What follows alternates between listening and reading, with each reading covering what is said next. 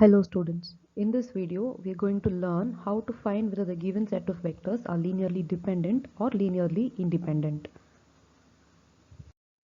Before we proceed, let us look at the introductions, some basic concepts, the formal definition of linearly dependent and linearly independent vectors. Then we'll move on to find the test for the linearly dependency. Then we'll look at the conclusion and some additional problems and examples for your practice. Vector spaces is one of the most basic concepts that we learn in any linear algebra course. So in a vector space, a set of vectors is said to be linearly dependent if there is at least one vector in the set which can be defined as the linear combination of other vectors. This is the most basic or most colloquial definition of linearly dependent vectors that many of us would have studied. If no vector in the set can be written in this way, then the vectors or the set of vectors are called to be linearly independent. Now, as soon as you learn about a set of vectors in a vector space, you will immediately start studying about linearly dependent and linearly independent vectors. But why do we study about linearly dependent and linearly independent vectors? This we do mainly to find the dimension of any given vector space. If you've taken a course in linear algebra, you would have studied what a dimension of a vector space is. So in order to determine the dimension of any given vector space, it is very important for us to be able to identify whether a given set of vectors is linearly dependent or independent. Now let us look at a more formal definition for linearly dependent and linearly independent vectors.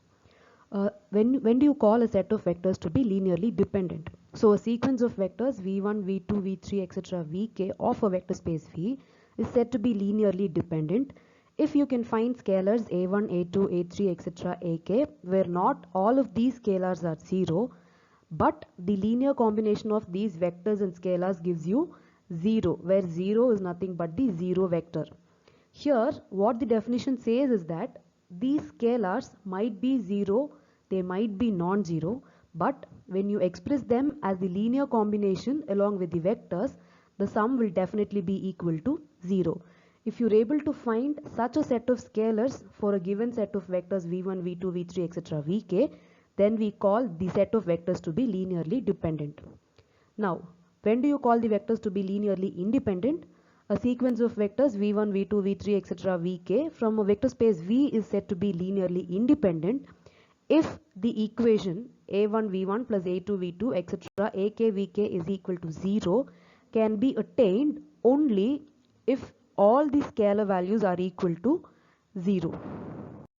So now that we are familiar with the concepts of linear dependent and linearly independent vectors, let us see how do you find whether the given set of vectors are linearly dependent or linearly independent. Now consider two vectors 1, 3 and 2, 5.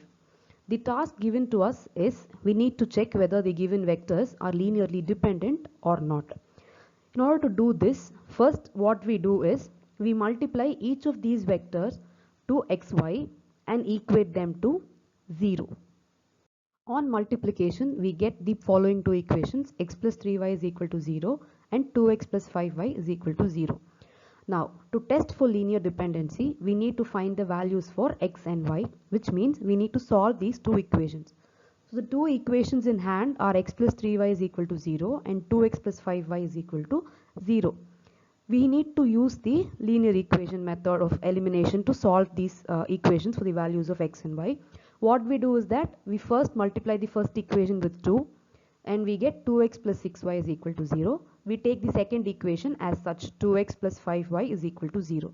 Then on subtracting the two equations, you get y is equal to 0. Now substituting the value of y equal to 0 in either of the two equations, we end up getting x is also equal to 0. Since the value of both x and y is equal to 0, we can conclude that the given set of vectors are linearly independent.